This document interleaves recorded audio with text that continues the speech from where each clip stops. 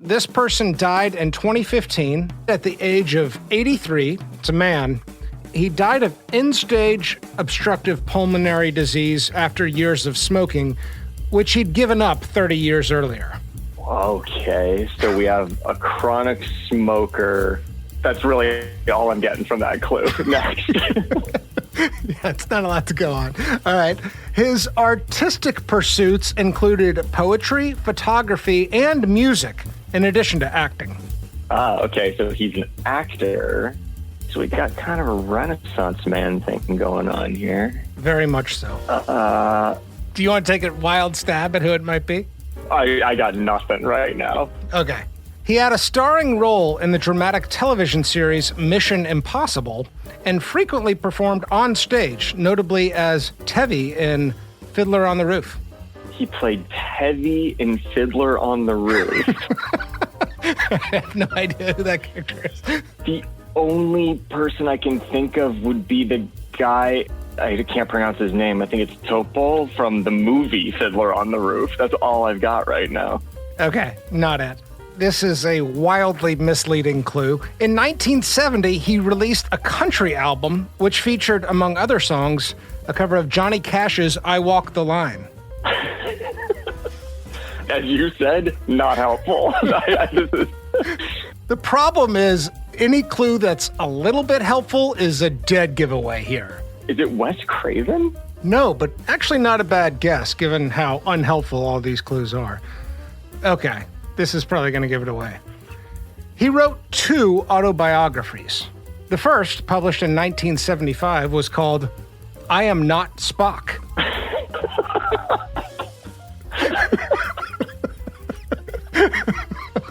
The one, the only, the all-time great Leonard Nimoy. Today's dead guest is Leonard Nimoy. Live long and prosper.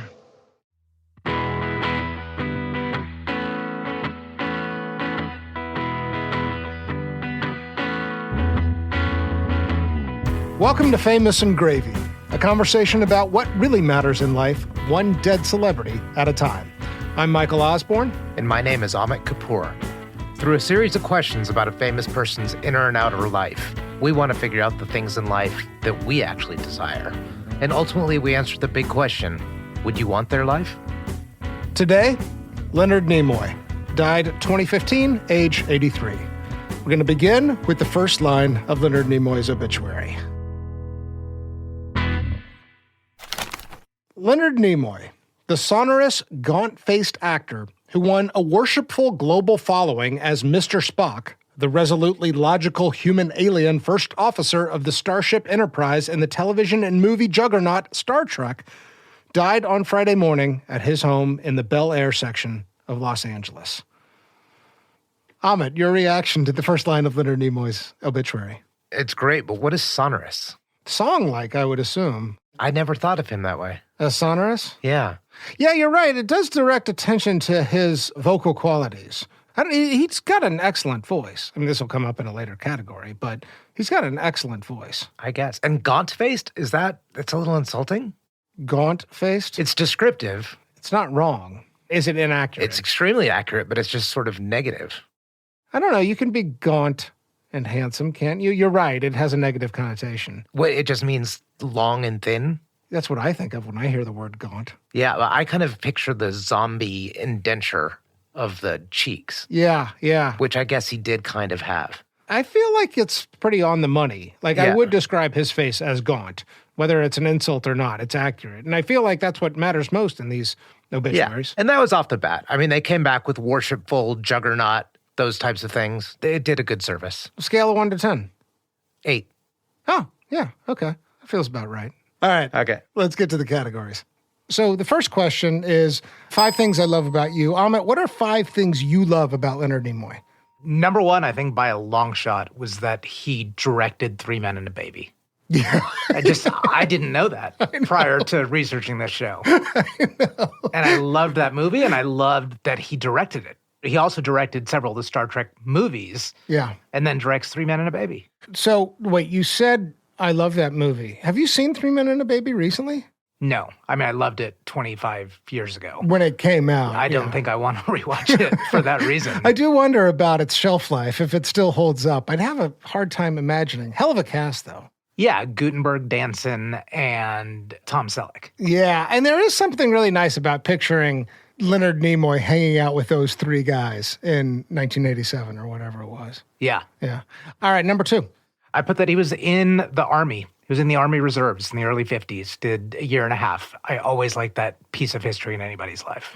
Can I add to that, number 2? Because I liked that, but I liked even more than that. Did you get into some of the odd jobs he had growing up? Yeah, I saw some of them. They're sort of extraordinary. He was a cab driver. He worked in a pet shop. He sold vacuum cleaners. This guy was saying yes to every want ad in the newspapers, and somewhere along the way was in the Army.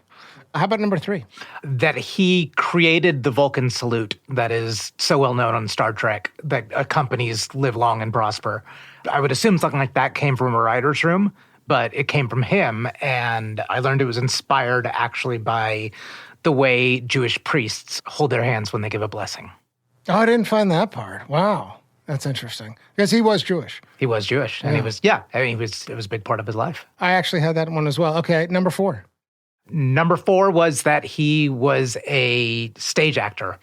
And specifically, he played Randy McMurphy in One Flew Over the Cuckoo's Nest a year before Jack Nicholson did. I would have loved to have seen that performance.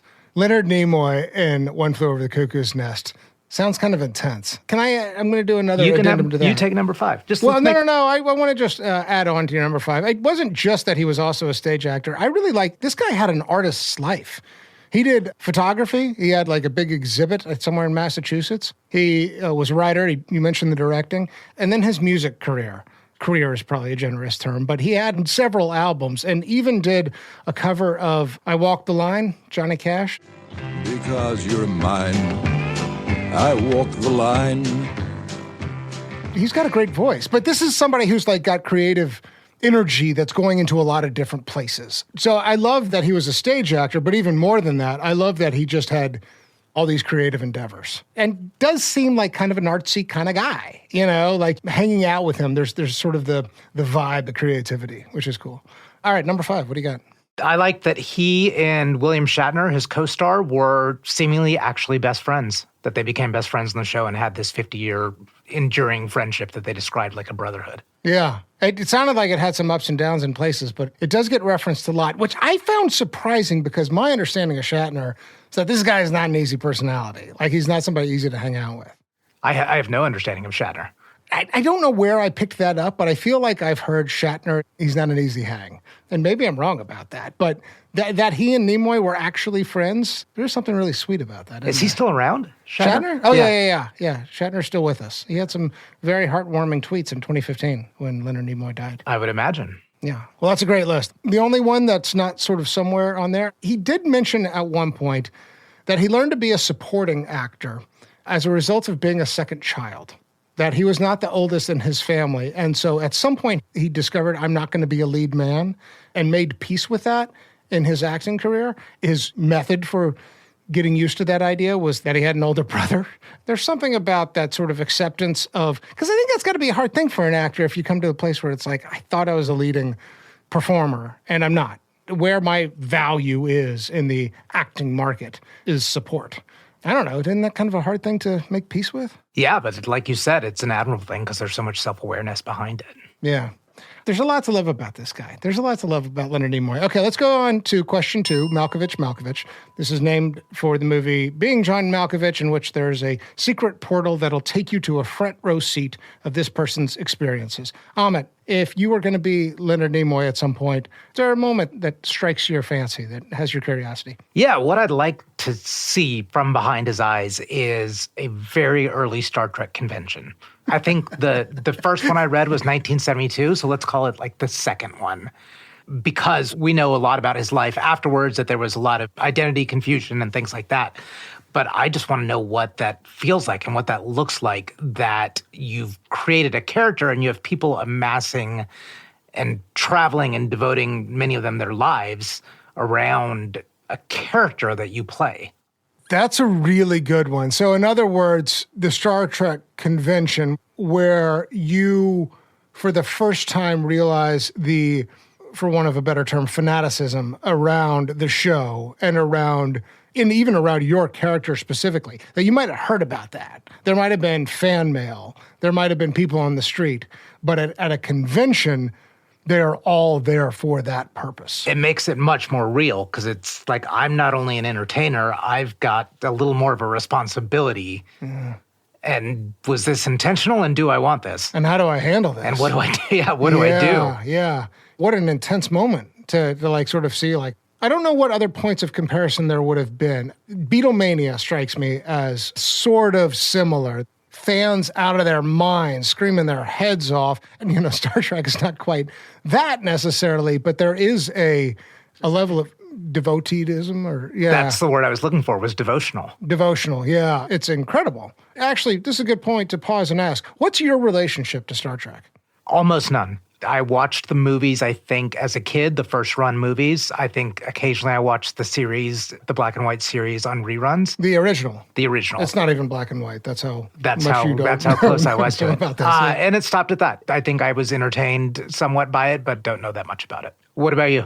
Almost no relationship to the original series. I do remember seeing, I think it was Star Trek 4. It might have been 5 in the theaters, but I didn't really understand the backstory or the universe. However, I mean, if you judge it by other Trekkies, I'm pretty far down the list in terms of my fandom, but I'm pretty enthusiastic about Next Generation, TNG, as the Trekkies say.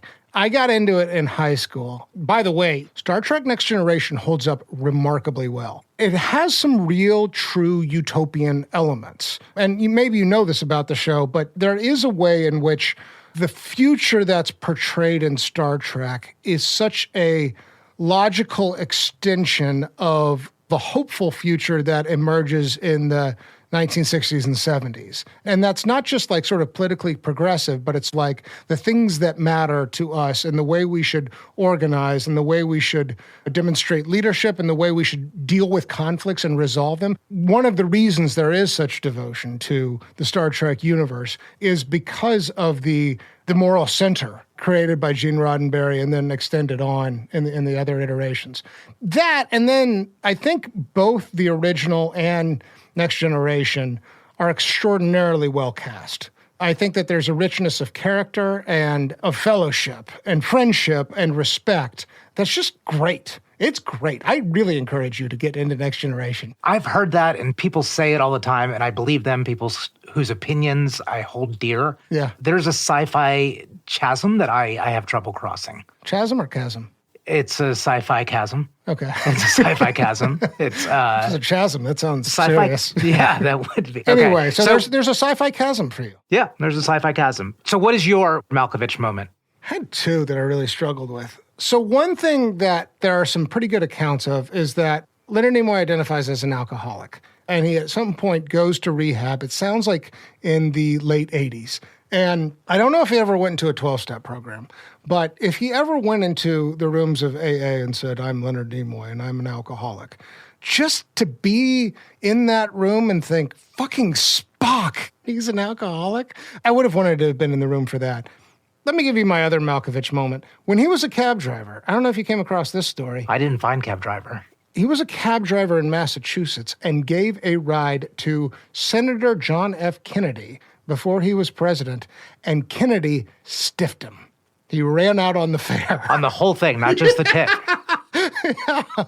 So my Malkovich moment would have been Kennedy's election. And what year was it? It was in the late 50s. Must have been, because Kennedy is elected 1960 and assassinated in 63. So I think Kennedy's election, for Leonard Nimoy, just like the whole country is looking at this, youthful senator from Massachusetts, and this is the beginning of the 1960s, and he's thinking, that son of a bitch stiffed me on cab fare. He owes me $3. Exactly. I like the conflicting emotions. And the other thing is Nimoy is fairly active in Democratic politics, so I have to assume he supported him despite that, but who knows? Okay, on to the next question. Are there any divorces? If so, how many? And is there anything else we know? What do you got? 2 marriages. First one, 32 years. Second one, 2 years after that lasted until his death. Yeah. The first marriage was the one that produced children. Yep. Second marriage Did you catch that bit of trivia? Susan Bay, the cousin of Michael Bay. Cousin of Michael Bay. Hollywood seems like a small place sometimes. Yeah. Anything to draw from the one long, ultimately failed marriage and then a second marriage sort of conclusion? I mean, this is always a tough category for us because the data is important. Do you come across somebody who's had 4 or 5 marriages, then it's pretty clear they struggled in their love life.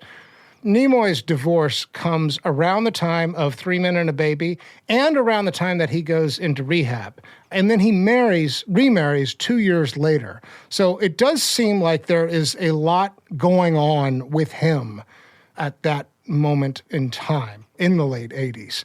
Star Trek, the movies have, I think, begun to conclude. You may have a directing career coming about, but a marriage is falling apart. And yet he also has, 3 Men and a Baby, apart from being a chuckle to remember, was a box office smash. Like, it was incredibly successful and did afford him new opportunities. So with all of that, what are we to make of the divorce? Anything? It seems like a lot of things could have been converging at his time, both sort of creatively, internally, and abuse-wise. But I think he could have been becoming a different person than he thought he was. Yeah. Which I think is great in terms of growth, but it never sits well with me that a marriage ends after 32 years. It never sits well with me. Yeah, I kind of know what you mean. If a marriage lasts multiple decades, my inclination is to say, seems like these two people really probably must have known much earlier than when they divorced that this was a marriage that they both needed to not be in, whether they both reached that conclusion or not. So is that kind of where you're going with a marriage that lasts 32 years and then ends in divorce? Yeah, I think that's where my concern is that how long did you sit with it? How long was there suppression? Was it not coming out that you were doing it for other people's sake? And maybe that's not true, but that's where my concern lies. Yeah, it raises questions. Yeah, when I hear friends, speculate about other friends or people we know, and they talk about, oh, I bet you that couple doesn't last after the kids go to college. Yeah. That scares the hell out of me about what you have to go through until then. Yeah, I agree. It creates some pause. But the fact that he also remarried and stayed remarried up until death, I'm sort of like, the first marriage gives me some pause and raises questions for me. The second marriage, I think, warms my heart, probably, right? It feels like, without any other information, my guess is that it was a good second decision, Yeah, the end of the story sounds great. I just don't know, but people should change. Everything changes. Everything's impermanent. So it should be totally okay that you go through a transformation that leads to a different life.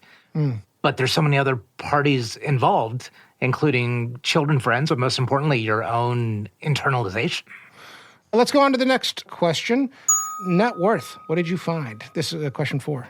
I saw $45 million. That's what I saw. Holy shit, right? Oh, you've got to believe it. The amount of franchising and merchandising or whatever that he must have had some piece of, plus the many iterations of the movie, all of which he was seemingly involved in some degree. But there's a world in which he doesn't capitalize on that. Like, he gets that $45 million because he was wise enough to negotiate for it. Yeah. And he seems smart. Am I giving him smart credit just because he's Spock? Or was he actually a smart guy? I have a hard time imagining a performer that isn't smart, but that can perform smart. Very good point. I feel like to bring the kind of hyper-rationality and intellect that we come to associate with Spock, that's got to be in there. So yes, my inclination is he's bright. So with that, some smart business-making decisions. Well, and the articles I read about this in my research said that he was actually somewhat ruthless in terms of negotiating for some of the profit sharing as the franchise comes into film and expands. So much so that I think he had some real heated arguments with Gene Roddenberry, the creator. The other thing is that my understanding of the Star Trek history. So first there's a pilot, and that pilot is rejected. But there was enough of a reception with the executives that they said, do another pilot. So they come back and mostly recast the show for the second pilot of the original Star Trek. And he's one of the very few holdovers who was on both the first and the second pilot. The show gets the green light. It goes for 3 or 4 years, but it does not perform well at all. It is not a success. It goes into syndication and it's on reruns. While it's in reruns in the late 60s and early 70s, that's when the devoted fan base begins to emerge, and people are sort of nutso around this show. And so at that point, thought about bringing back the TV show, and then they decide to do it as feature-length films. I think somewhere in there is where Nimoy gets pretty ruthless about negotiating for profit sharing and for franchise rights or whatever with Spock. Like, I'm not going to participate in these movies unless I'm able to get a cut. So I think the other thing, though, and I don't know when this happens, I think it's in that early 70s period, but in that period, I think, is when the fandom is beginning to emerge. It's also very clear that Spock is perhaps the most beloved character, like more so than Captain Kirk. And I think there's got to be some recognition on Nimoy's part, obviously, if he dies with a net worth of $45 million. I feel pretty good about it. That's immense wealth. That's generational wealth. Yeah. And I think kind of rare for somebody that came about in that era. Any other conclusions to draw from that number? I mean, that is generational wealth. For me, that crosses a threshold of uncomfortable wealth, but I'm also like sort of happy for Leonard Nimoy and for Spock for having milked this baby for all it's worth. You know, if you're going to create one of the most iconic TV characters of all time, you know, you want a freaking payout for that. Yeah. If I had seen 15 million, or if I had seen even 10 million, I would have said, great. I don't want to say it feels too high. It's just, it's more than I expected. Yeah, but what we said about the devotion, I think there should be additional compensation for the amount of externalities around that franchise and that character. It should be in excess, I think, of other people that just played a character on TV that entertained people. I agree with that, but I also think that this gets back to your chasm. I think the importance is that this is the kind of thing that can only happen in science fiction. Maybe not only in science fiction, but science fiction enables a kind of imagining of different, better, more extreme versions of humanity. And Spock is not human, he's half Vulcan. But because of that imaginative exercise of a science fiction character, like that's how he's able to be even more important and transcendent, maybe is a better word. Yeah, and science fiction and religion have a whole lot of overlap. Yeah. If you bring it back to money, there's going to be a lot more money flowing into that when you get into beliefs rather than just liking. That's a great point. All right. Question 5, Simpsons, SNL, and or Hollywood Walk of Fame. For some reason, I knew what the question was, but I thought you were going to say Hollywood Squares, and that made me laugh. I'll take the easy one. I know he has a Hollywood Walk of Fame. Yeah. I saw that in the entry and just fits all the criteria for that. I'll take the next one. I knew he was on The Simpsons, and I had forgotten that he's in the monorail episode, which is one of the all-time best. Oh, that Simpsons. is one of the best. Yeah. As himself? Actually, that I don't remember, because he's on The Simpsons 3 times, and one of them, I'm pretty sure, was a Halloween special. I know he does appear as himself. I think he's as himself in the monorail episode. I'm a little disappointed that I can't actually remember. But yeah, he's all over The Simpsons. Well, my work is done here. What do you mean your work is done? You didn't do anything. Didn't I? And then finally, Saturday Night Live, what'd you get? I didn't see it. Certainly, Star Trek came up a lot on Saturday Night Live. I couldn't find whether he was actually on it or not. What I found is that he does have a cameo, and I think it's around the time that there's a reboot of the original Star Trek in the 2010s with the J.J. Abrams-backed movies. And there's a kind of like handing over that happens where Leonard Nimoy appears in the movie and has a conversation with the younger version of himself, played by the younger actor. I think they did a segment on that on Saturday Night Live. So he appears as a cameo, and certainly there's references, but he never hosted Saturday Night Live, from what I saw. Yeah, and the pop cultural overlaps of Star Trek are immense. It's shown up in tons and tons of places and TV shows. So his validation in this category is he blows it out of the water. Yeah, I would say he's also benefits from a unique name. Leonard Nimoy is a really, like, it has a rolls off the tongue in a nice way. And I would also say one other sort of mark for fame for me here is the fact that you know who he is and who the character is while having very little relationship to the source material. It's almost like Michael Jordan or LeBron James. Like, you don't necessarily need to be watching the NBA to know that these are next level superstar, extraordinary athletes. Yeah, without being an action hero or a comedy superstar, which are those types of things that I think we associate with the superheroes of entertainment. Yes. Okay. We've reached the second half of our show where we are going to try and ask some questions that get more at the inner life. What's going on inside as best we can infer. Question number 1, man in the mirror. Did he like his reflection? Your thoughts? I said yes. And the reason I say is his smile. It looks authentic. It looks satisfied. And it looks like he's had some good times in front of a mirror. I basically had the same reaction. Pretty sure he likes his own reflection. It is worth saying that he does play with his appearance some. There's a mustache that comes and goes. When he covers Johnny Cash, the album cover, he's got some pretty serious sideburns and looks to be wearing a kind of country pop button shirt. So, whenever I see an actor doing that, sort of experimenting with their appearance, I wonder a little bit. But actually, I think that the more I think on that, that's a stupid thought because I think actors are always playing around with their appearance. And plus, this man is struggling with his relationship to Spock. So I agree. I think he liked his look. Yeah, you have to because it's one of those looks that you can't change too much with hairstyle and clothes. Yeah. The frame and the diamond-shaped head. Yeah. You either don't like yourself or you kind of really like it. And he seems to be in the really like it category. He seems very comfortable in his skin. I want to add to this, he also looks like his name. That's a good call. And I like that. I named a dog in the last 2 weeks, and I've been wondering, will the dog look like the name? And Leonard Nimoy's parents, or if you want to go wherever up the family tree, the first name and the last name, he looked like it.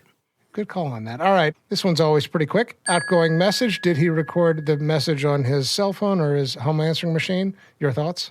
I just said no. I think his voice was great and fine, but what we saw in his self-identification problems with the separation between Spock and himself, to me, that comes out when you hear your own voice a lot more than it does in the mirror.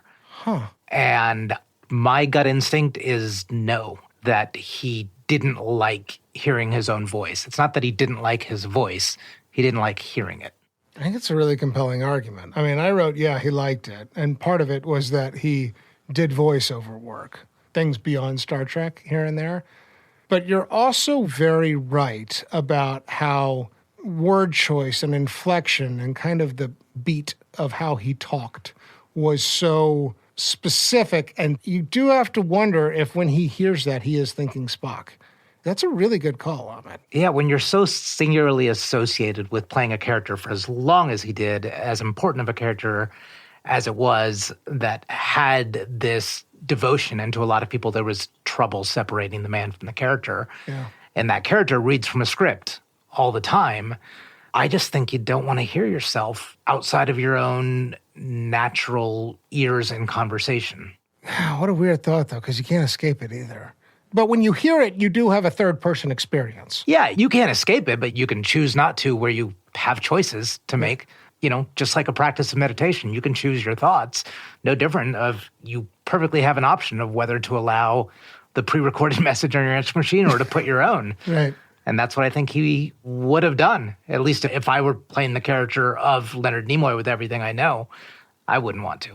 It's a really good answer. I mean, how he actually felt is a little bit beside the point. How he might have felt and the argument for how he might have felt is what's important about your answer there. Yeah, and it's what's going on in the it's a inner provable life. fact. Somebody can say, oh yeah, I used to call Leonard Nimoy all the time, and he recorded his voice. Right. But the point is knowing what we know about him, would that type of person or that type of soul want to hear their voice?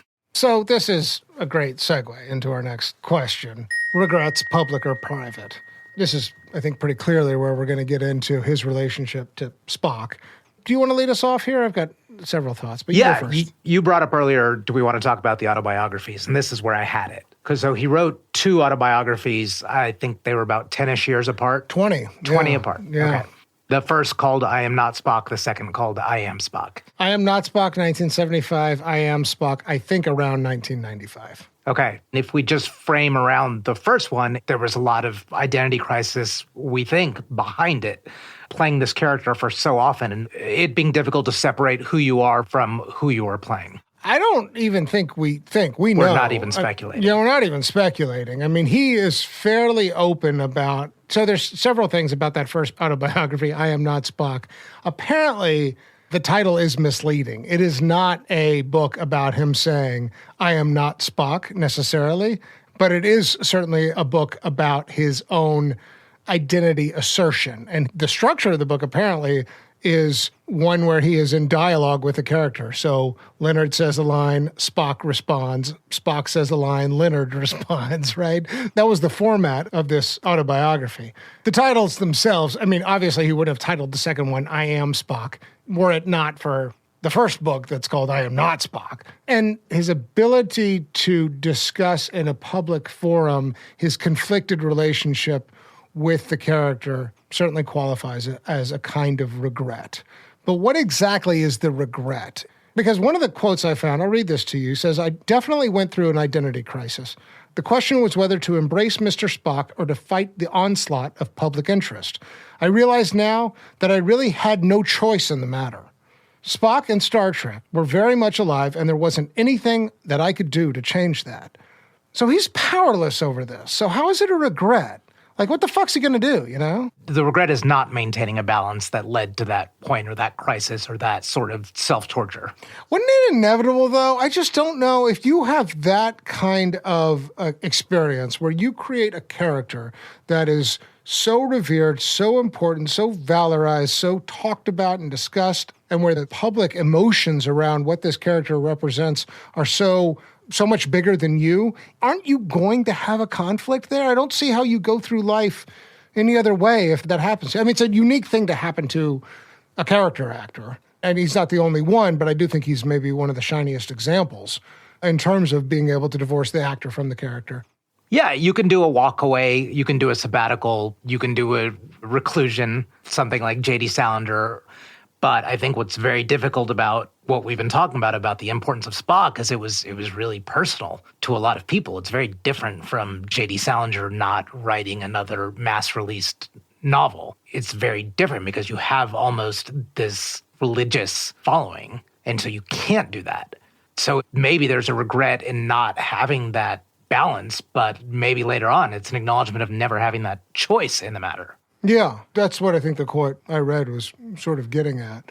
You can only understand that with hindsight. If in 1975, the show's only run once, the movies haven't happened, but you still had a couple of conventions and you've got this following, you don't really know how much you are doing this because of the importance to other people. You just think that you didn't do a good job in maintaining a balance and separating yourself. I mean, what's confusing about that, though, too, is the devotion to the character is also a recognition of just how good you did performing the character, right? That you did bring something to life that only existed on the page before. And so it is both something that you may feel conflicted about, but it's also, in some ways, at least a partial recognition of your talent as an actor. It's so hard, though, to feel like shit when you are doing so good. And that's what makes it really hard, I think, because it's like this extraordinary reception and acknowledgement of how good of an actor and how good you play this character, yet you're conflicted. And the whirlwind around that and how the tornado that can fuse inside of your head, regrets certainly come up. I mean, it certainly seems like he resolved them. Yeah. But that doesn't make the ride any less painful or the regrets at the time. Sure. No, I have no doubt that between 1970 and 1995, there were moments when Leonard Nimoy said to himself, I wish I'd never played that fucking character, where he felt boxed in or hamstrung or limited. I did listen to an interview that he gave when I Am Spock came out. It was a very short 16-minute interview. And he clearly did the work of coming to have a lot of gratitude and a lot of recognition for this was a good thing that happened to me. I'm honored by the fans. If somebody throws me the Vulcan salute on the street, I'm going to throw it right back. Live long and prosper. I will say that to my fans. I want to maintain my privacy, and I have a way of achieving that, but this was a net positive in my life. I mean, he's saying that very publicly in 1995, and I think that's a pretty consistent thing that he continues to say until his death. So he finds the resolution, and the titles of the autobiographies more or less convey that. My heart goes out to him, though, and to any character actor. There's no shortage of actors who do such a successful job portraying a TV character that it's a hard thing for an audience to see them as anything else, or at least on the big screen. That seems like a fate that kind of sucks. It is a unique problem in our celebrity Hollywood society, right? One of the questions I have for you, Amit, is if you're going to go through that, I would want to go through it the way Leonard Nimoy did. I'm so glad he found sort of acceptance and gratitude on the other side of it. But is that a shitty fate for somebody who wants to act literally and explore a range of characters and demonstrate their dynamism and range and so forth? Does that kind of suck to be forever remembered as a single character? I don't think that's the right question, because you're talking about the remembrance of a single character, and we're talking about the regret at the time. Yeah. So another regret that he was very public about was smoking. Yeah. Because that's ultimately what killed him. And he lived a long time. I mean, he was 83, yeah, but it was smoking. Yeah. And he smoked for 30 years and became a pretty big anti-smoking advocate. And he said he wished he never did it. Kids, if you're listening, don't smoke. Yeah. You also have to wonder about the first marriage. You know, I mean, it's a private. I didn't find anything that was obviously him saying it was a shitty marriage and I should have gotten out of it 15 years earlier. But the way it ends and then the second marriage happens pretty quickly and all the stuff about rehab in there. And you got to wonder if that's also a regret. I don't think there's any way the marriage was a regret. It could just be the length. Yeah. I'll give you one other. Did you know that he was on an episode of the original Twilight Zone? No. So it's an interesting episode. Happens to star also Dean Stockwell of Quantum Leap fame. The concept is sort of interesting. The setting is in the Philippines during World War II, and there's all these Japanese soldiers held up in a cave, and the Americans are deciding whether or not to bomb them out or something. And something happens to the Dean Stockwell character where suddenly he's transformed into a Japanese soldier. And the insensitivities, the reasons it doesn't hold up well is the makeup work, as you might imagine, a little insensitive. But the idea was sort of, it was trying to show like we're both soldiers on both sides of this. And I think Dean Stockwell, as the Japanese soldier, like has a hard conversation about why they should not bomb the Americans while he's stuck at having this sort of out-of-body experience. Anyway, Leonard Nimoy happens to be in that episode. Interesting. I'd like to tell a story about Japanese soldiers in a cave, which I am not sure has anything to do with this episode, but we're talking about it. This is our podcast. We can do whatever the fuck we want. Yeah. So I spent a month in Guam, actually on Guam. Say on Guam. Is this when you were driving the Wienermobile? Yeah. Our listeners don't need to know why that's far too much information. But the Wienermobile is exactly what it sounds like. It is a hot dog-shaped car. Correct. And I took it on a tour of Guam in 2001. Anyway, you can tour these falls on the island of Guam. And in one of these falls, which is sort of national parky, it's not quite a national park, they have a cave there that's marked. And it is, I forget the guy's name, but it was a Japanese guy's cave.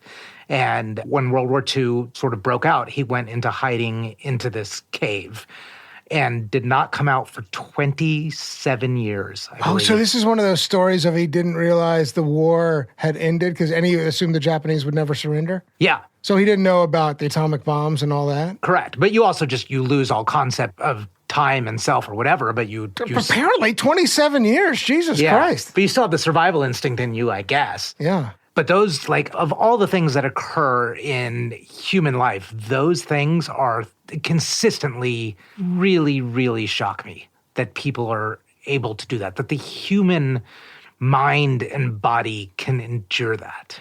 That isolation? Yeah. Yeah. All right. We're nearing the end. We got one more question before the grand finale. Let's move on. Cocktail, coffee, or cannabis? Which one would you have wanted to partake with Leonard Nimoy? I'd say cocktail. I say this knowing that he was an alcoholic, so I don't say that lightly. Yeah. But given the sort of emotional suppression and all that he talked about and the concern about self-identity in these characters, I think he'd just have a lot to talk about over a really nice long session of drinks. And I'd like to just have that sort of flowing conversation that comes with uninhibited speech of having drinks together. Do you want to hear him talk about his relationship to Spock over those drinks? Yeah, I kind of do. About his understanding of himself as reflected through Spock? Yeah, I want to hear about the understanding of self versus a character you play or what you see or what you hear or what you do. Just the understanding of self. But I think it's one of those really long dinner or drink type of conversations. Yeah. I have to say, I'm curious to read the autobiographies. Not the I Am Not Spock one. I think the 1995 one, though. That might be a nice little read. What is your choice? Cocktail, coffee, or cannabis? I went coffee, and I tend to go with coffee when I sense an intellect and a creative force. That brought this up earlier. If Spock is brilliant, right? And I don't think you can portray brilliant unless you are kind of brilliant. And his creative expressions and his art, I think Leonard Nimoy was probably smart as hell. And whenever anybody's that bright, I kind of just want to hear them go. I kind of want to get them jacked up in coffee and hear them just spout ideas and have a really energetic conversation where we're exploring life, the universe, and everything, like how important sci-fi was. And I would love to hear why he thinks people responded to Spock the way they did. I mean, we all have our assumptions, but I think he would understand what that character represents to an audience in a way, or he'd have a unique take on it. I'd love to just like pound coffee and hear him go. I kind of want him to show up to your coffee meeting and just want to talk about football. Like you're sitting down for a lesson in life. Yeah, exactly. Turns out he's a big fan of the Ohio State Buckeyes or something. All right, so we've reached the Vanderbeek, named after James Vanderbeek, who in Varsity Blues famously said, "I don't want your life." So the listeners know, Amit and I have an agreement not to have a decision about this until after we've had the conversation. I have a little bit of a lean, but Amit, here's the question for you. Do you want Leonard Nimoy's life? Without giving you the full answer initially, let me first say I think it was pretty good. The cycle, the reckoning, the friendships, all of it looked pretty good and wrapped up really nicely. I think it's a really good and beyond decent life. However, no, I do not want it. And the reasons are, so the singular character association. I like variety. I need variety the way I think my inner self works. The singular character association, despite what it did for so many people, just the reckoning that he had to go through and specifically the emotional turmoil, even if it resolved, I wouldn't want that. I would prefer resolution of emotional turmoil through a lot more opportunity of trial and error. And so is that to say that he didn't experience freedom? That there's something about being trapped in the perception of this character and the relationship to this iconic, transcendent, fictional character that limits him and confines him in terms of possibility? Yeah, and I think eventually what you have to tell yourself is the character chose you in some way, and that's how you reckon with it. But there is a lack of freedom in the singular association with one thing that means so much to some people, but you didn't set out with that intention and you struggled with it. Yeah. But really specifically just the singular focus of a character, of just your life being so singular associated with a character, is what I don't like. And I don't think we're even talking about acting here. I just think the singular association with something that you are not. And the other part of it that I struggle with is that a stranger, we shouldn't care what strangers think. But the fact that a stranger would mostly only know you as that thing is something that I wouldn't want. I don't like that it took me until last week to know that he directed 3 Men and a Baby. I wish that it was part... That is an insult. Yeah, I wish it was part of a larger... body of work. Yeah, that I knew. So many parts of it sound great, and I think the cycle was pretty incredible and impressive and admirable, but no, I don't want it. Michael, do you want Leonard Nimoy's life? I think a pretty emphatic yes. I recognize and am sympathetic to a lot of your reluctance and hesitation around that. When you said a second ago, I'm not sure we're even talking about acting. You know, I always come back to that Shakespeare quote, all the world is but a stage. We're all acting. whatever you see here is a performance, and I can work and whatever anybody sees in the world, I'm putting on a face. I try to live an authentic existence, and I try to keep my inner self pretty close to the surface so that I don't feel like I'm in a constant state of performance in terms of playing the role of Michael Osborne in the world. But I do feel like that's part of the human condition. It is a weird thing to have many parts of the general public not be able to divorce their understanding of your character from who you are. But in another sense, I feel like that's part of the human experience. And I also think the character is just so good. I don't know Spock that well, but what I do know is that there is a devotion to reason.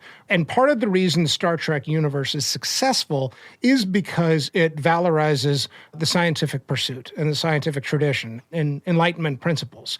And that is embodied in this character and is synonymous with this character of, when economists talk about like the rational actor, right? Like they're thinking about frickin' Spock. And so it's such a point of contrast with how we sometimes think of humanity and who we really are, right? All our emotional complexity underneath. And to see somebody take that extreme example of those character rational traits and put it on display and say, this is what it looks like. How much do you like that or not?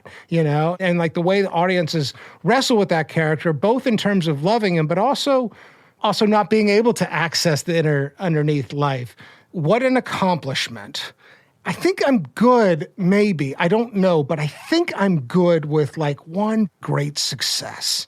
I think I would rather be an actor who knocks it out of the park with one character than a working actor, but somebody who's in a lot of different roles and shows up a lot of different places, and we all kind of like and admire his talent. He demonstrates the range. I think to like really knock it out of the park with one character is a great life accomplishment.